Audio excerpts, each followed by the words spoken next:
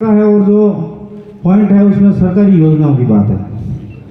तो हम तो देखो साहब, जब से छात्र जीवन से सामान्य जीवन में आए तब से 98 में मैं मेरा थोड़ा राजनीतिक सफर बता देता हूँ।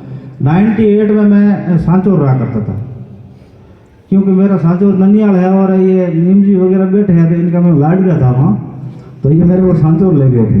तो सांचौर में 98 में मैं हीरालाल जी के साथ काम किया और उस समय हीरालाल जी चुनाव भी जीते थे। उस समय हीरालाल जी ने खुश होकर मेरे को सांचौर युवा कांग्रेस का उपाध्यक्ष बनाया था, सांचौर शहर का, और रमेश जी अध्यक्ष हुआ करते थे बेहतर, जो आज अपने बीच नहीं है। उसके बाद में 99 में यहाँ लोकसभा के चुनाव थे, तो मैं इधर आया तो मेरे सर्वप्रथम मेरी मुलाकात धनजी जांगू जो जयकिशन जी बैठे इनके दादाजी और रामलाल जी वगैरह ये मुझे मिले। तो क्या लोकसभा का चुनाव है, आप थोड़ा कार्यक्रम करो। तो फिर इनके साथ मिलके मैंने 99 के अंदर बूटा सिंह जी के चुनाव के अंदर अच्छा कार्यक्रम करवाया, हमारे गांव में अच्छी मीटिंग करवाई। और उस सफल मीटिंग करवाने के बाद में फिर रत्नाराम जी के साथ हम जुड़े, क्योंकि मैं तो पहले सांचौर था। 99 में फिर रत्नाराम जी से मुलाकात हुई तो काफ़ी मतलब अच्छे आदमी थे। आज पता चल रहा है कि मतलब अच्छे और बुरे का फर्क तभी आता है कि जब दो चार चीज़ें एक साथ खड़ी हो।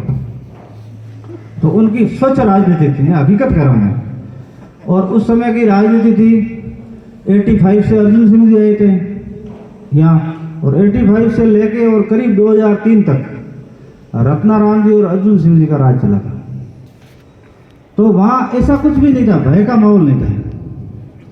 आज मैं जहाँ तक देख रहा हूँ, यहाँ जो मैं सबसे मिला किया, तो हमेशा तो आप नहीं जानते हो कि लोग नाराज होते हैं कि यार मेरा भाषण में नाम नहीं लिया, कोई कह रहा है मुझे साहब नहीं बुलवाया।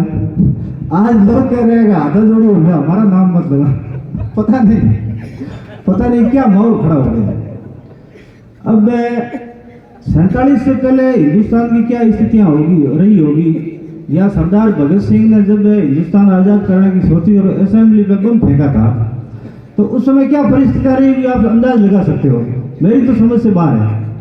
अब हालांकि राजनीति ठीक चल रही थी 2003 में, पर जब मीठा ही मीठा खाता है तो नमकीन की भी मन में आती है। तो साहब हमें 2000 के अंदर 99 में मैं यूथ कांग्रेस का पदाधिकारी बना और जयकिशन जी जिला अध्यक्ष थे और हम साथी थे।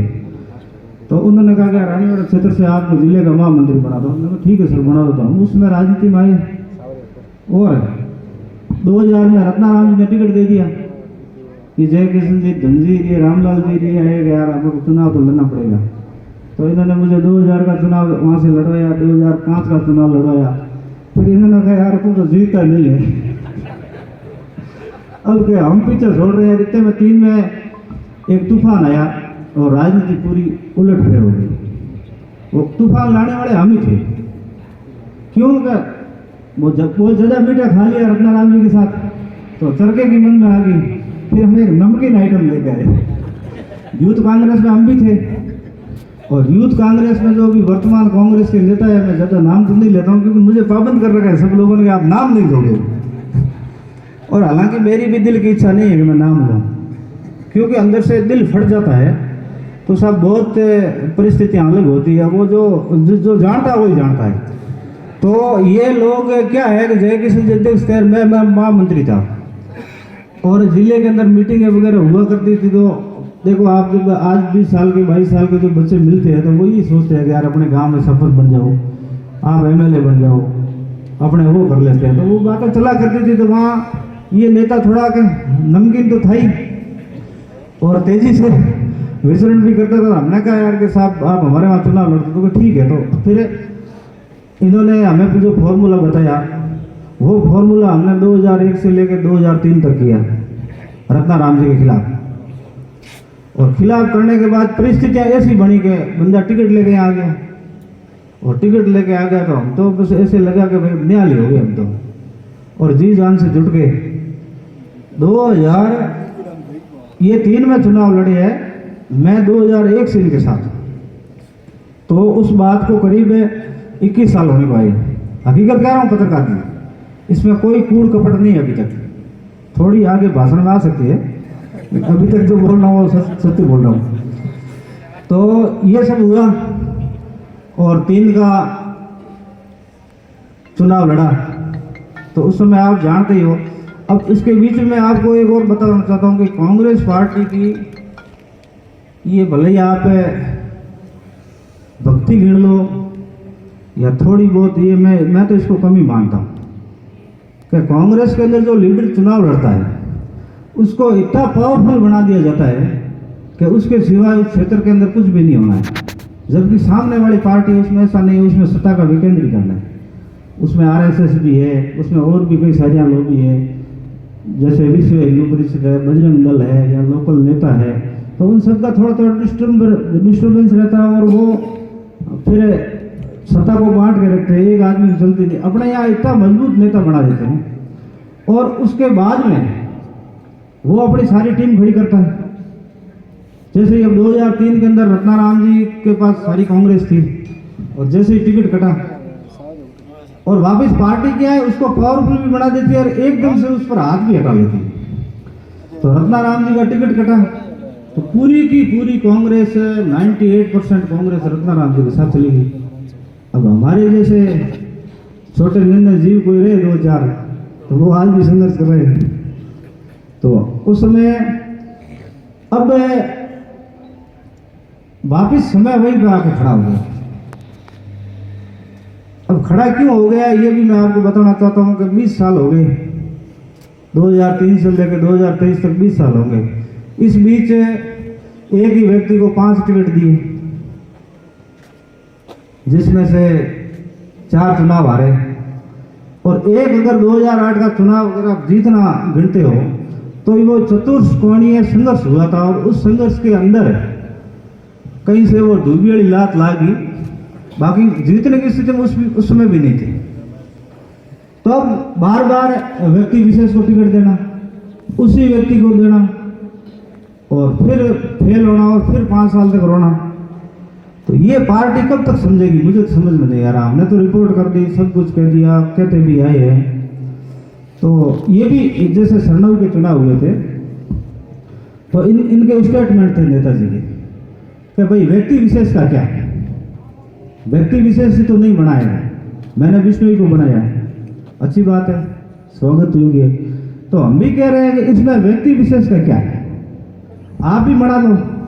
मैं आज दावे के साथ कहता हूँ इतने सारे जो भी 500,000 लोग बैठे हैं इनके बीच में आज कह रहा हूँ कि थे व्यक्ति विशेष को छोड़ दो या जाति किसी को भी दे दो, 36 कौम में से कोई भी जाति हो अपने क्षेत्र का होना चाहिए। थे मारे कहने का मतलब है जो बेटा सारा नहीं बिना थे टिकट दे दो, मैं तैयार हूँ और ये सारे लोग तैयार हैं। मतलब जरूरी नहीं है कि आपको MA BA और ग्रेजुएट किया हुआ होना चाहिए, फलाना होना चाहिए, ऐसा कुछ नहीं है। अपने यहाँ का लोकल होना चाहिए विधानसभा क्षेत्र का। अब उस समय 2003 के अंदर अपनी विधानसभा थी तो इनका गांव अपने बीच आता था। 2008 का परिसीमन हुआ, इनका एरिया निकल गया, फिर भी ये यहाँ थे। उसके बाद 13-18 में ढोया, 19 में ढोया और आज भी आप सर्वे करा लो, सब यहाँ बैठे हैं, सब समझदार लोग बैठे हैं, पत्रकार लोग बैठे हैं, आप सर्वे करा लो। आज भी अपने अगर सेम कैंडिडेट को रिपीट करते हो तो जीतने की स्थिति नहीं है। 23 की तो छोड़ो, 28 में भी नहीं है और 28 की छोड़ो 33 में भी नहीं है। बोलो फिर क्या करोगे आप? तो जैसे जैसे नेता तो जीत के हार के चला जाता है, वो तो यहाँ रहता नहीं है, उसको तो पता नहीं समस्या कहाँ आती है। समस्या तो नीचे कार्यकर्ताओं को आती है। तो वो तो जीत के और इधर उधर से पता नहीं चुनाव ही कौन लड़वाते हैं, खर्चा ही कौन करता है, यही पता नहीं चलता है और वापस चले जाते हैं। तो हम लोग तो कितने परेशान होते हैं पता है। अब मैं आपको बात बताऊं, 2008 के अंदर ये बंदा जीता, हम साथ आए, हमसे जीता बन पड़ा, वो किया और किसी उस समय सत्ता में देखो, सत्ता का भी नशा है। अगर कहीं किसी से कोई हमारे से पिछले 15 साल में कोई गलती हुई है, किसी को हमने बाबा में इसमें कुछ कह दिया तो उसके लिए मैं सॉरी फील आज भी माफ़ी मांग रहा हूँ। पिछली मीटिंग में मैंने माफ़ी मांगी थी। तो 13 के अंदर वापस से सरकार चेंज हुई, बीजेपी की सरकार आ गई और नारायण सिंह जी यहाँ से जीते। तो साहब नेताजी तो यहाँ से चले जाते। अब स्थितियाँ ये बनी साहब का मेरे घर से गैस सिलेंडर ले गए तहसीलदार, बाकी तो दूसरी छोड़ो, 2-4 मुकदमे बनाए वो तो अलग है, और यहाँ मेरी होटल के आगे पुलिस चौकी लग गई थी। अब ये स्थितियाँ होती है कार्यकर्ताओं की, तो फिर आदमी कब तक ढोएगा। और उसके बाद आप कहते हो कि हमने वो दिया, ये दिया, क्या दिया। जब लाभ की बात आई तो मैं तो पिछले 25 साल से खर्चा ही खर्चा कर रहा हूँ, और पिछली बार बताया, आज भी बता रहा हूँ कि हमने करोड़ों रुपये पार्टी के लिए, नेताओं के लिए खर्च कर दिए। कभी इन्होंने हमको ये दिल्ली जयपुर में भी बुला के ये नहीं कहा कि आप लोग वहाँ से आए और चाय पी लो। खाने की तो बात दूर है, हमने कहीं खाया तो चंदा करके ही खाया होगा, इन्होंने कभी नहीं खिलाया। और उस परिस्थिति के अंदर आदमी फिर वो करता है। अब चलो बात आती है 2023 की। अब एक चीज तय है साहब, भारतीय राष्ट्रीय कांग्रेस के संविधान किसी को पता है नहीं है, तो पढ़ लेना। उदयपुर अधिवेशन में भी हुआ था, पिछली बार भी चला था, और अभी रायपुर छत्तीसगढ़ में जो अधिवेशन हुआ था उसके अंदर भी एक गाइडलाइन है कि लोकसभा लड़ा हुआ किसी भी प्रत्याशी को यहाँ टिकट नहीं दिया जाएगा। एक दूसरी बात है कि 2 बार जो लगातार चुनाव हार गया उसको सेम जगह से रिपीट नहीं करेंगे। तो हम तो यहाँ 4-4 बार हार गए, 2x2 हो गए, और लोकसभा भी लड़ लिया। तो टिकट तो अब आप लोगों को तो साहब पता नहीं, ऊपर से घूम रहे हैं, अंदर ही अंदर ये बहुत ज़्यादा चल रहा है कि इनके किसी न किसी परिवार के सदस्य को यहाँ शिफ्ट किया जा रहा है। और आप अगर कांग्रेस की सरकार 24 में बनती है तो आप तो राज्यपाल बनने की तैयारी कर रहे हैं, और उनके परिवार को शिफ्ट कर रहे हैं। तो 98-99 से हम घर बेच रहे हैं, मकान बेच रहे हैं, प्लॉट बेच रहे हैं, तो हमारा क्या होगा। अब आप एक तरफ भाषण देके कह रहे हो जो पिछले 25 साल से कांग्रेस की सेवा कर रहा है उसकी मैं बात करूंगा, तो आप करिए बात। मेरे से ज्यादा तो शायद अब जो कांग्रेस चल रही है यहाँ पर सक्रिय रूप से, उसमें मेरे से ज्यादा सीनियरिटी और मेरे से ज्यादा पद और मेरे से ज्यादा त्याग तो मैं समझता हूँ किसी के पास नहीं। तो आप क्यों ना मेरे साथ आ जाते हो आगे और हाथ रख दो ऊपर, क्या फर्क पड़ता है, तो लोकतंत्र है। अब आप किसी को जाति में उलझा रहे हो, किसी को धर्म में उलझा रहे हो, फिर कहते हो कि अपने समाज का आदमी होना चाहिए। अरे यार अपने समाज का क्या है, समाज तो सारा कांग्रेस है अपना, इसमें कौन सी थी। अब आप जाति से जाति को लड़ा रहे हो, पहले ये कहते थे ये करो, अब वो एक ठंडा है तो मिनी ओटे 1000 नहीं पासी जाना है कि उंदरा गए इन बिल पड़े तो कहते लाख रुपये में हो गया, भाड़ो दे दें एक मुद्र हमें 1000 रुपये में हो गया, घूमो थोड़ा भाड़ो गुना ध्यान रखो तो गड़बड़े। तो आजकल भाषण के चले, आप हमारी वजह से आपस में मत लड़िए, समाज की व्यवस्था ठीक करिए, आप सभी समाज साथ बैठिए। अब देखो 900 चूहे खा के दिल्ली हाईको चली, अब ये भाषण दिया जा रहा है। अब हमारे कौन सा भाषण पकड़ना यार, ये तो बताओ, ये सब क्या खेल हो रहा है, समझ में नहीं आ रहा। अब भाई को भाई के घर पर नहीं आना दिया जा रहा है। आज अब मैं स्नेह मिलन कार्यक्रम कर रहा हूँ, कल नारायण सिंह जी ने स्नेह मिलन कार्यक्रम रखा था, अब ये तो रखते नहीं। इन्होंने तो साहब एक टूरिस्ट पॉइंट बना रखा है रानीवाड़ा को, जैसे मैं पिछली बार गोवा गया था बाबू जी, उस टाइप से ये तो गोवा समझ रहे रानीवाड़े को। 7-8 गाड़ियाँ आती है Z+ में, हाँ हूँ धा तू कर ओम जी जरा पत्रकार 1-2-1 कर उमट सावन देन बेपासा रवाना। भाई वो पति क्या काम का, भले ही मैं तो गोरा चिट्टा हो 7 फीट लंबा हो, वो पति क्या काम का जो 30 ही 30 दिन घर पे नहीं आवे, तो भाई लुगई के तो काम हो बोल। तो मोटो को तेज है, सरार है, तो भाटा काट दो हाल तो अपने तो काम का नहीं ना। 365 दिन में अगर ये बंदा एक रात भी रानीवाड़ा में रुका तो आप मुझे बता दो। और बात कब होती है कार्यकर्ताओं की, बात या तो रात में होती है या सुबह जल्दी होती है, दिन भर तो आप व्यस्त रहते हो, तो रात को आप यहाँ रुकते नहीं। और 20 साल से मजे कर रहे हो, इधर से उधर लड़ाया, उधर से उधर। अब आज इस मीटिंग में मेरे रिश्तेदारों को रोका गया, बताओ मैं क्या करूं। और इतना भय है यहाँ पर साहब। 2003 की व्यवस्था के मैं आपको बताऊं,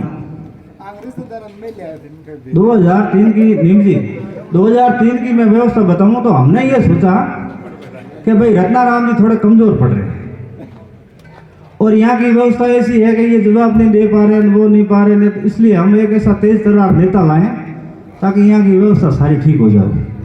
तो इनका प्रादुर्भाव एक है। अब फिर वो नरेंद्र जी वाली बात आ जाएगी, तनु सिंह जी नाराज हो जाए और साला बोलना कहाँ रहा। तो एक मतलब जो सामंती शब्द है उसकी मैं फिर आज व्याख्या कर देता हूँ। पत्रकार महोदय इसको थोड़ा हेडलाइन करना पड़ेगा। सामंत कोई जाति नहीं होती।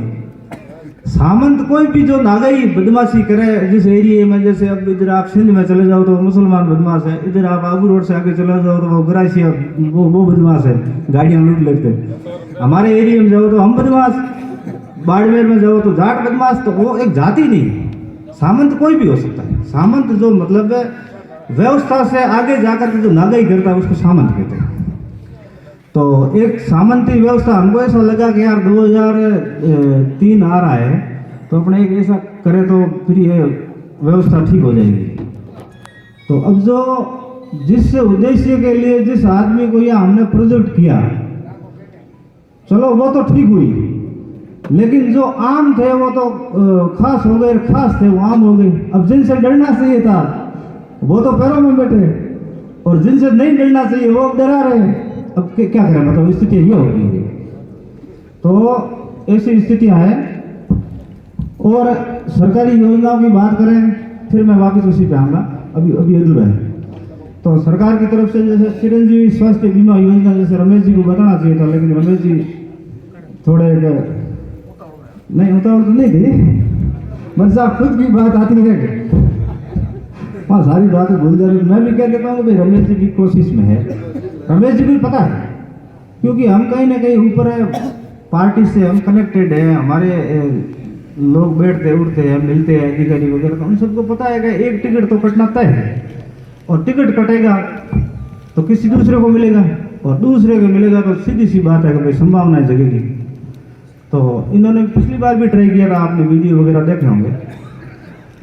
तो राजनीति है, राजनीति में कई बार मेरे साथ होते हैं, वो कभी खिलाफ हो जाते हैं। मैं देखो मेरे क्षेत्र से 3 बार चुनाव लड़ा, हमारे एरिया से 2 बार हरा, तीसरी बार जीता। बीच में मैं 2 चुनाव और लड़ लिया, एक सेवाड़ा मोकात्रा से।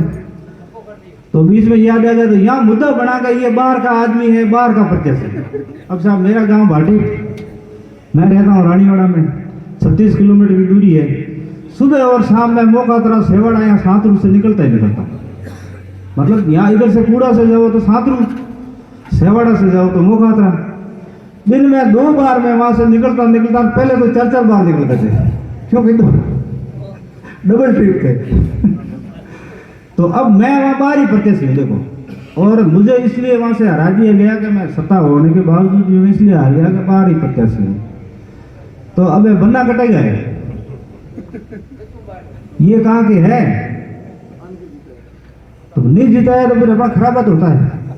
और उसके बाद साहब मैं रोपसी आलमी चला गया तो वहां तो और भी ज्यादा मुद्दा बना रह गया, बिस्को हन बार लो हन तो खेतर पूरा पटवारी हो गया गोलजीन वगैरह कह रहे अठे थोड़ा तो हैंग प्रो करिए, वो घणो के तो था मोनी को पर फिर वो बाहर ही प्रत्याशी। तो अब अपने भी व्यवस्था ठीक हो गई है, अपने सब कुछ सक्षम है अपने एरिया के लोग, सुबह मिले शाम मिले, शादी है ब्याह है, इसमें आना चाहिए। अब नेताओं को कहते हैं तो कहते हैं शादी ब्याह में मैं आऊँगा नहीं, फोन में उठाऊंगा नहीं, और आऊँगा तो आपकी थाली में 100 रुपये लिखाऊंगा नहीं। अब बताओ ऐसे नेता का क्या करना। अब खोटे सिक्के को कितने साल तक ढूंढा ये बताओ, 20 साल तो मार्केट में चला दिया, अब नहीं चल रहा है। भारतीय रिजर्व बैंक का 10 का सिक्का अपने यहाँ नहीं चलता है, तो ये खोटा सिक्का कैसे चलाएं भाई। अब तो बस करो बाबा, माफ करो यार, ये रानीवाड़ा की भोली जनता को माफ करो। हाथा जोड़ी मैं इस लाइव के और मीडिया के माध्यम से मैं सबको कह रहा हूँ कि ये देश विदेश में लोग देख रहे हैं, तो अब तो बस करो बाबा। आपको राज्यपाल बनना है, आपको लोकसभा लड़ना है, आपको जो लड़ना हम तैयार है, और किसको करना है उनको हम गला पकड़ के कह देंगे कि भाई हम माने छुटकारा आगे भेजो। ऐसे लोगों को तो यूपी और बिहार में प्रभारी बनना चाहिए, वहाँ पार्टी कमजोर है, तेज तर्रार नेताओं की आवश्यकता वहाँ पे। देखो वहाँ प्रियंका जी अकेले कोशिश कर रहे हैं यूपी के अंदर, फिर भी मामला ठीक नहीं हो रहा है। तो ऐसे अगर 2-4 नेता और साथ हो जावे तो यूपी पता कर लेंगे। और 24 में अपनी कांग्रेस की सरकार बन जाएगी, तो ऐसे लोगों को वहाँ काम लगाना चाहिए। यहाँ तो यार अपने धोती वाला आदमी चाहिए, अपने साथ बैठ जावे, पेड़ ले पे बैठ जावे, अपने साथ खाना खा ले, कोई भेदभाव नहीं। हमारे तो रत्नाराम जी जैसा नेता चाहिए, जिनको हमने खुद ने खोया है। तो ऐसा नेता हमारे यहाँ चाहिए, चाहे कोई भी हो, किसी भी जाति का हो। जाति का मैं नहीं कर रहा हूँ। अब आप लोग पहले कहा कि चौधरियों से लड़ो, देखो साहब हम तो फौजी है, कैप्टन अगर आदेश देता है, कैप्टन साहब बैठे हैं, तो अगर आगे जाओ तो सामने वाला गोली मारता है, पीछे घूमो तो पीछे जो रिकवरी वाले वो गोली मार देते हैं। तो गोली तो छाती पे ही खानी थी, क्योंकि पृथ्वीराज चौहान के वंशज महाराणा प्रताप हमारा आदर्श है, तो छाती पे खाई। अब 20 साल तक घूम घूम के हमने बिश्नोई समाज का नहीं खाया, इससे ज़्यादा अन्न हमने रबरी समाज का खाया।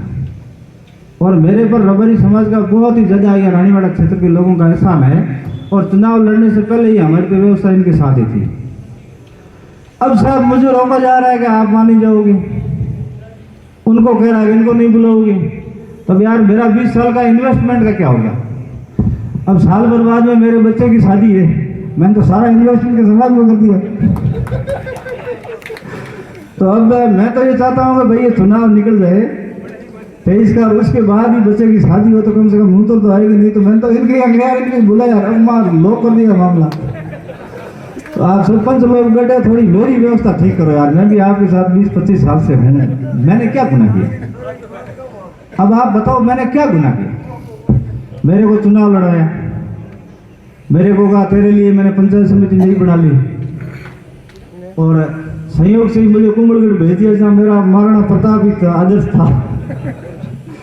और आप जाना ही हो, मैं गंगाराम जी उधर चित्तौड़गढ़ और उदयपुर के दौरे करके आए थे जहाँ महाराणा प्रताप के सारे। तो गंगाराम जी वहाँ से मिट्टी लेके आए और अपने घर में छिड़की वो मिट्टी। तो मैंने आ गई यार, झगड़ा तो तुम घड़ाई करे। तो माना कुंभलगढ़ ले गया। अब कुंभलगढ़ ले गया और बटे ललकारिया ने वो महाराणा प्रताप जागी मैं तो बीत कूद गया, हालांकि छोड़ी पर कूद आए तो गया। तो हमें चुनाव लड़ा गया। चुनाव लड़ाने के बाद फिर ये सब की व्यवस्था की, हमको एक कमरे में बिठा कर पीछे टिकट किसी और को दे दिया। अब कह रहे हैं हम क्या करें, उसने वोट नहीं दिया, उसने वोट नहीं दिया। अरे यार उसने वोट नहीं दिया तो पार्टी थी, आप नेता थे, टिकट दे देते। चलो टिकट नहीं देते, समझाइश तो करते। मैं तो साहब 5वें प्रयास में 21 साल के बाद में चुनाव जीता था। तो 7 तारीख को चुनाव जीते, 9 तारीख के रात को वहाँ से निकलना था और 10 तारीख को सुबह फॉर्म भरना था। तो करीबन 72 घंटे निकल गए। तो कम से कम यार एक SMS तो मुझे कर देते टेलीफोन पे बधाई का, वो भी नहीं किया। और फिर क्या हुआ, बंद कमरे में क्या बातें हुई क्या नहीं, वो मैं सार्वजनिक नहीं करूँगा क्योंकि मैं इतना गिरा हुआ आदमी नहीं। और इनको भी मैं कह रहा हूँ मंच के माध्यम से कि आप भी गिरी हुई बात मत करो, ये छोटी मोटी रोजगार कुत्तान बंदर ये मत करो। और मेरे सीने में बहुत सारे राजदफन हैं, मैं आज आपको और कह देता हूँ, लेकिन मैं संस्कारी आदमी हूँ, गिरा हुआ व्यक्ति नहीं हूँ। गिरी हुई बात जब तक नहीं करूँगा तब तक ये मुझे मजबूर नहीं करेंगे। हमने साधु को रात में भी देखा है, हमने साधु को दिन में भी देखा है, लेकिन वो चीज़ आप अपने पास रखो। अपनी राजनीतिक लड़ाई है, और राजनीतिक लड़ाई इसलिए है कि आपका टिकट नहीं मिल रहा है और इतने सारे लोग बैठे हैं। ये सारा ये भाषण भी रहेंगे, वर्षों वर्ष तक रहेंगे, जब तक ये फेसबुक और ये ट्विटर अकाउंट रहेंगे तब तक ये भाषण रहेंगे।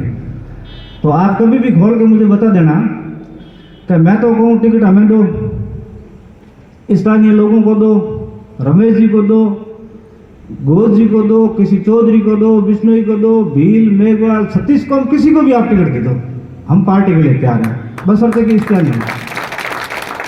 और देंगे बाद भी पार्टी में थाने लगे तो कुत्ते के पूंछ के बांध दियो, मैं तो वोट दे दा।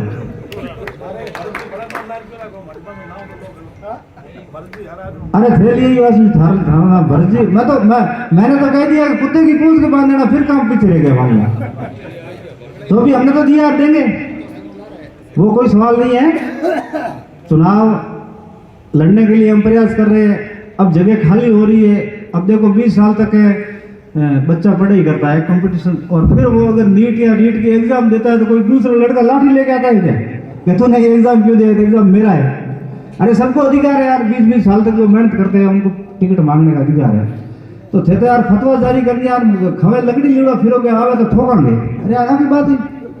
अब सामने देखो, हालांकि भारतीय जनता पार्टी की बात इस मंच पर नहीं करनी चाहिए, लेकिन घात तो दुश्मन ने हराना पड़े। अब आप देखो, नारायण सिंह जी के खिलाफ मंजी राम जी और ये भाई ऊक सिंह जी परमार, इन्होंने इच्छा जाहिर करी कि हमें टिकट दो और हमें टिकट देना चाहिए। वहाँ से पधारो, स्वागत है।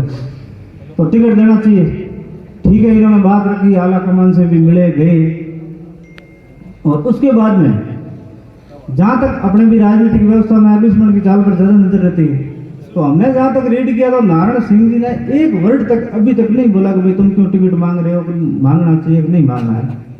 और उल्टा इनका ये जो बीच में कार्यक्रम चला था जन आक्रोश वाला, तो उसके अंदर मंजी राम जी को प्रभारी बनाया।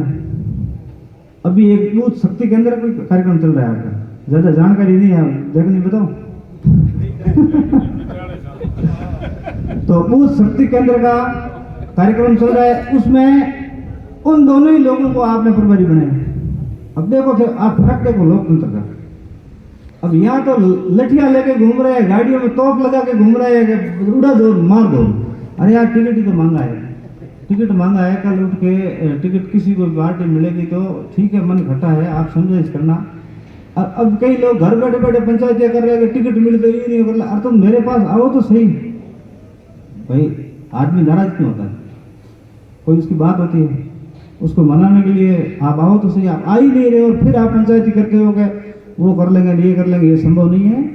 टिकट मांग रहे हैं तो इतनी दादागिरी भी मत करो। आप कटवाओ ऊपर, अपना अपना जोर लगाओ, अपना जोर लगाओ, आप अपने समर्थक साथ ले जाओ, और इधर सामने आपके सांसदों की बात कर लो। मेरी तरह गौरव जी का टिकट मांग रहा है, तो होली के दिन सुखराम जी उसके घर गए, उसके घर बैठे हैं, उससे बातचीत करी है। तो वो यार स्वच्छ राजनीति होती है। और यहाँ आप इस तरह कर रहे हो जैसे कोई सलमान रुश्दी हूँ, मेरे खिलाफ फतवे जारी कर रहे हो जैसे मैंने बहुत कुछ बड़ा अपराध कर लिया, देशद्रोही हो गया। तो ऐसा मत करो। हम भी कांग्रेस पार्टी के सिपाही हैं, हमें लगा कि टिकट कट रही है तो इसलिए, और 20 साल साहब कम नहीं होते। एक दिन आप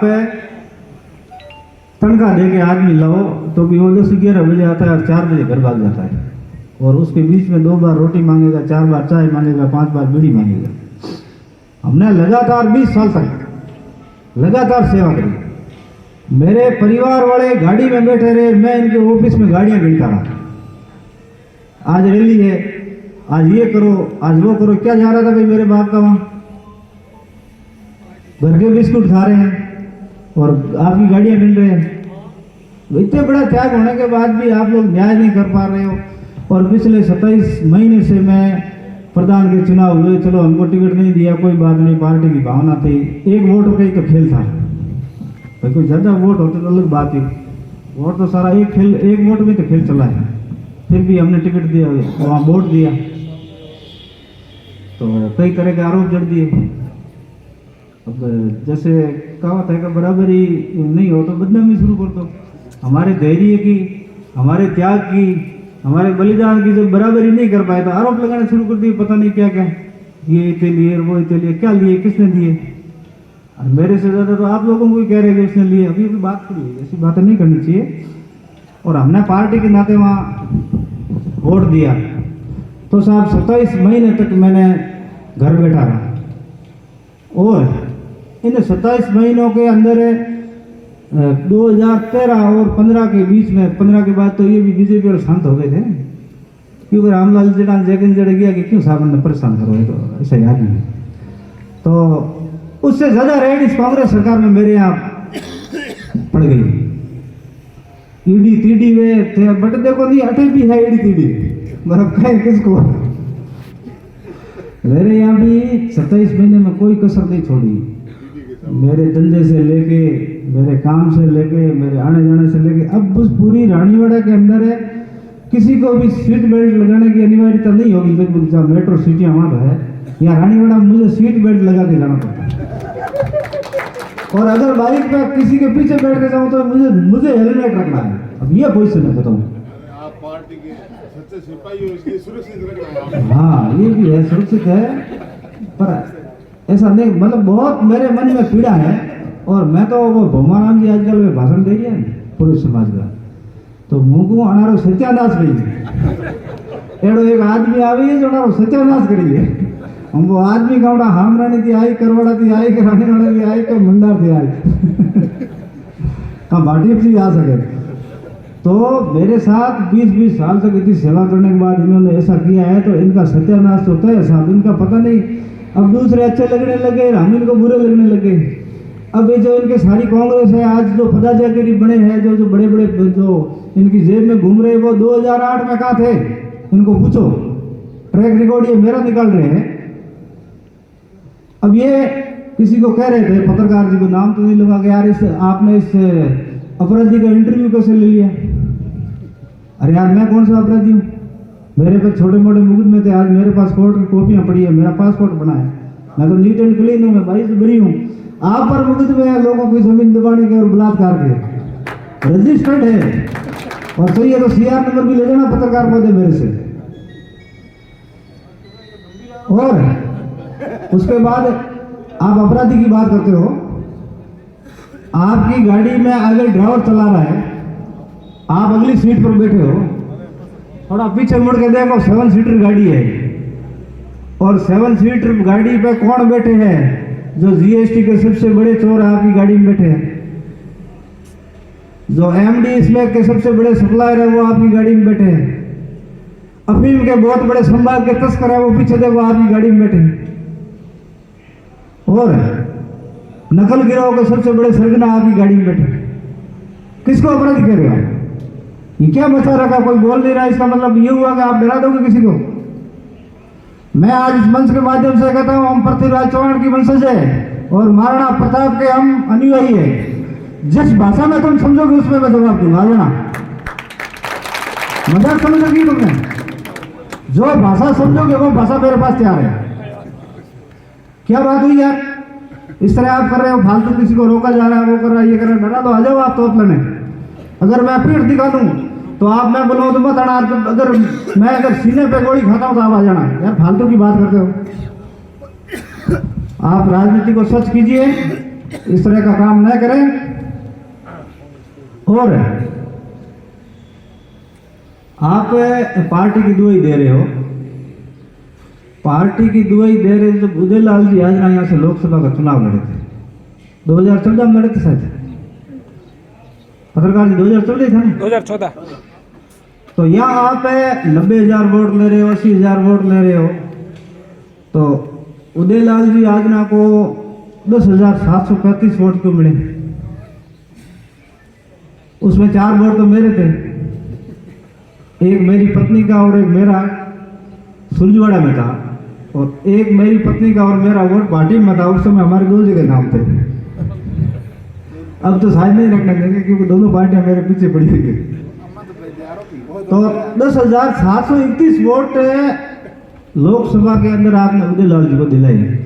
तो कहाँ गई आपकी पार्टी, कहाँ गए आपके कार्यकर्ता, और कहाँ गए आपके जो धरती तोलनिया जो दिन में 2 बार थे धरती तोलो, वो कहाँ गए थे? उसके बाद में अभी सेड़िया में चुनाव हुए 2020 में।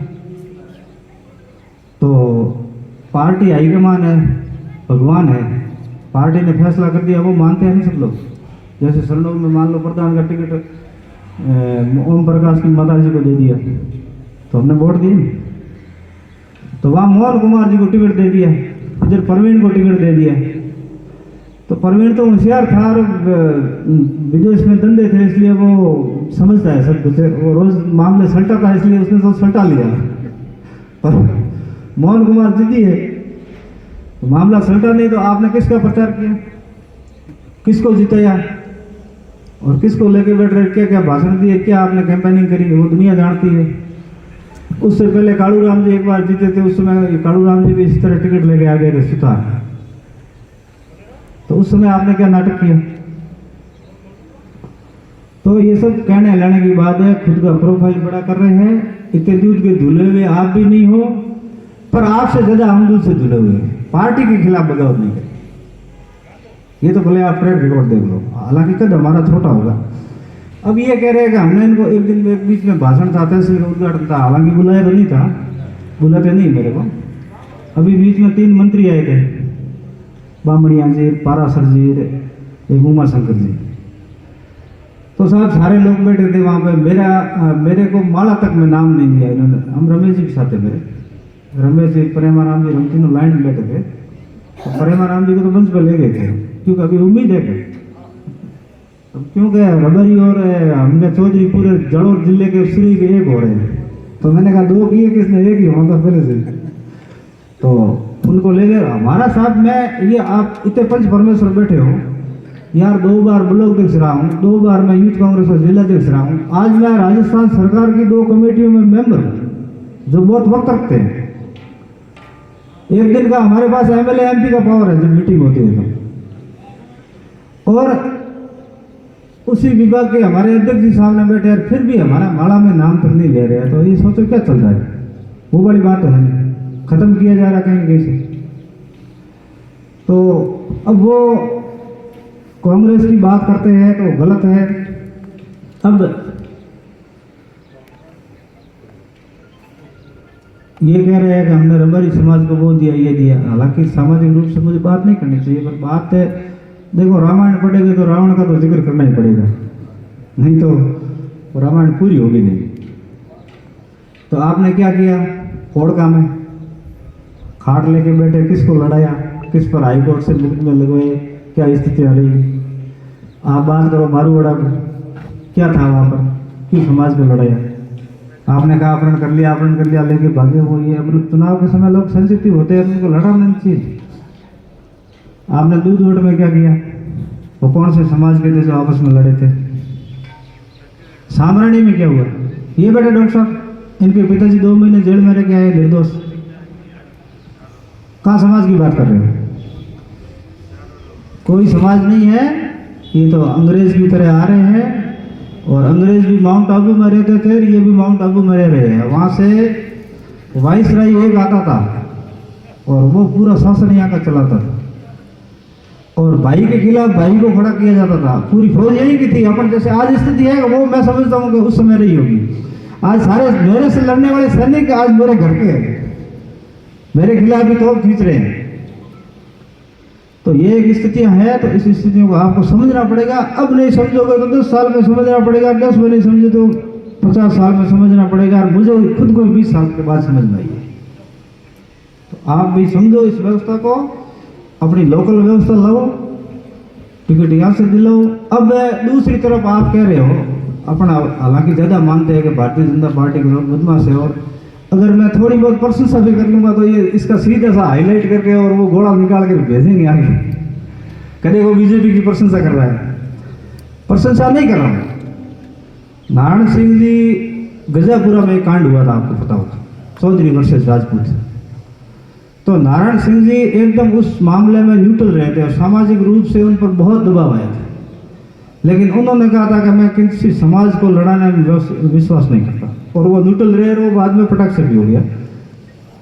तो इस तरह की मीटिंग है। आप जाति की बात कर रहे हो, जाति को कह रहा हो कि जाति का हम हीरो है, अगर हम नहीं रहे तो ये खत्म हो जाए। अरे यार, रबारी समाज तो अनादिकाल से शिव जी को जब ये मानव व्यवस्था बनी थी उस समय सबसे पहले इस सभ्य समाज के अंदर कोई कल्पना की थी तो रबारी ने की थी, और इनको शिव जी मिले थे जब से देववास हुई है।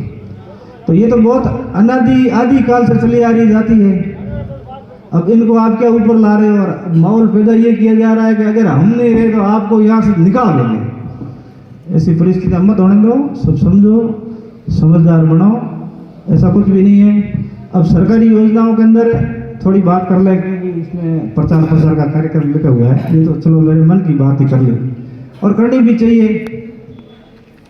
अब चिरंजीवी स्वास्थ्य बीमा योजना की बात है, तो इसमें लघु सीमांत और जो गरीब तबके के हैं उनके लिए तो निःशुल्क व्यवस्था है। बाकी अन्य कोई भी व्यक्ति है जो 850 रुपये में रजिस्टर करवा सकते हैं, लगभग करीब सबको पता है। और अगर किसी को पता नहीं है तो आप करवा लो। उसके अंदर 25 लाख रुपए तक के इलाज फ्री है। क्यों डॉक्टर साहब? 25 लाख तक के इलाज फ्री है। ऑर्गन्स भी बदलने हो, मान लो जैसे हार्ट बदलना हो, जैसे घुटने बदलने हो, आउट ऑफ राजस्थान आप पूरी इंडिया में कहीं भी करवाओगे तो राजस्थान सरकार उसका पे करेगी। तो ऐसी योजना है, सरकार की है। आप किसी भी पार्टी से जुड़े हो नहीं जुड़े हो तो ऐसी योजनाओं का लाभ लेना चाहिए। किसी को पता नहीं है तो इसमें वो लेना चाहिए। अब सामाजिक सुरक्षा पेंशन योजना है, ये वृद्ध पेंशन योजना है, आपके 7.5 से बढ़ा के 1000 रुपये कर दी है। विधवा पेंशन योजना है, पालन आहार है, और सुकन्या योजना, पता नहीं हजारों योजनाएं चल रही है। मेरे से ज़्यादा तो जानते हैं। ई मित्र पे आप कोई भी जाके, जैसे ऊर्जा विभाग के अंदर 2000 तक बिजली की यूनिट फ्री है। पहले 1000 थी शायद, अब अप्रैल के बाद से वो किसान को 2000 तो करीब मेरा तो साल भर से साहब बिल ही नहीं आ रहा है। मेरे खुद के एकड़ से कनेक्शन है तो 0 बिल आ रहा है। और घर के अंदर पहले 50 यूनिट थी, अब शायद 100 यूनिट फ्री करी है राजस्थान सरकार ने। तो कोई भी पार्टी को लाभ लेना चाहिए। और किसानों के लिए जैसे तारबंदी है, थ्रेसर है, रोटावेटर है और अन्य कृषि यंत्र वगैरह है तो आप ई मित्र के माध्यम से दर्ज कराओ।